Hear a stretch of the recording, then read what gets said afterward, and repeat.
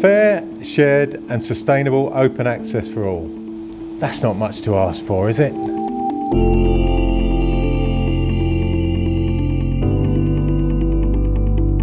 Up until I became president 18 months ago, my view of access was very limited. I had no interest in it. I had access to everything I wanted access to. It's very much an athlete's viewpoint there. And everyone I knew did the sport also had access to everything they wanted access to. There was a page in Canoe Focus that I turned over without reading for that same 40 years and wondered what everyone was banging on about. I had no interest basically. Until that is, I was voted in as president, at which point one of the members asked to speak to me, and a conversation that lasted some 3 hours turned me from someone with no interest into someone who realised it is the single most important thing for us as a sport and for people generally who want to get active and get outdoors. I live on the Thames, which is a pretty reasonable blueprint for how I would like things to be. You know, we have people swimming in here alongside rowers, kayakers, canoeists and anglers using the shore as well. And there are far fewer problems here than there are in many other waterways that I've seen around the country.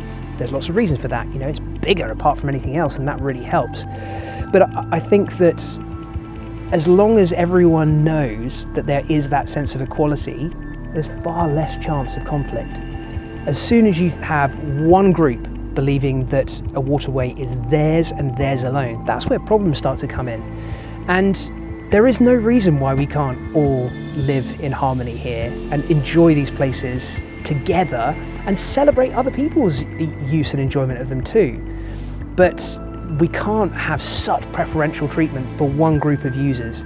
That's the thing that leads to problems.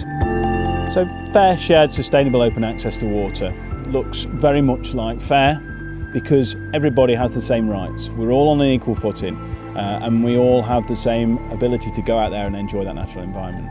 It's shared because we're all respectful of each other's activities and we all respect our space that we enjoy, and we do so in the knowledge that everybody else has a right to be there. And sustainable because what we don't want to do is have any impact on the environment or minimise that impact. We want to care for and improve that environment. And open access, well really we want to be able to access all the waterways, undisputed, all the rivers, and not have to be limited to such a small percentage in England. We are confident that there is a public right of navigation on all flowing water, which of course includes lakes, because they have rivers flowing in and out of them, so they're part of the river system. And I think it's got to come to a point where if nobody can point to legislation that repeals the ancient rights, the government has got to accept, okay, those rights exist and everybody is entitled to exercise them. I think that we need to get to a point where we can actually work together on this one, and that landowners, fishermen, people who want to paddle in the river and other water users can work together to do this responsibly and can work together to do this together, so that we could have people fishing on the river at the same time as people paddling down, and giving both those parties a bit of space and making sure that people can fish and they're not interrupted, people can paddle and can do that freely, because there's no desire from paddlers to actually stop people fishing or to get onto people's land and to cause any issues. I think it's ridiculous to assume that if we open the rivers to everybody, they're going to be overflowing with, you know, hordes of canoeists.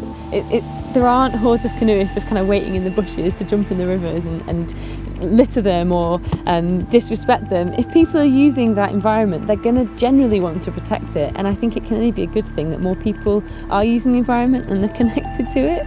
But there's only a finite number of people, and it's not going to be like everyone suddenly rushes from the pub to go and spend the day down at the river. It's only going to improve people's lives, and it's only going to improve the health of the rivers. I think for a long time this argument has been painted as a two-sided argument, as canoeists versus anglers, and it's simply not the case. It's simply now that we need that clarification in law. And if we can get past that point, we can really start to do some fantastic things. We can work collaboratively on working on the health of the rivers. We can work towards getting more people out and more people enjoying it for physical and mental well-being. So yeah, it is a case of getting past this question of the right to be on the water, and we need that clarifying in law. You know, we historically, culturally, have had a sense that our waterways are for everyone. And right now, that's not true.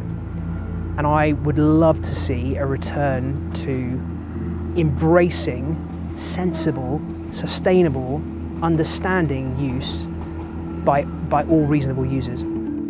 It's very difficult from the outside in to see a picture changing, and I've been there, and I can see why it's very difficult to see a picture changing, because the picture changes so slowly. But this picture isn't changing slowly. I came in, first person I met was a massive enthusiast, huge knowledge. They made sense to me. Nothing happens quick enough for you when you're a cynic and a critic. But what I would say to the cynics and critics out there is I genuinely believe that British Canoeing is taking this by the horns and is cracking on with it to the very best of their ability. Fair, shared and sustainable open access for all. British Canoeing is committed to making that happen.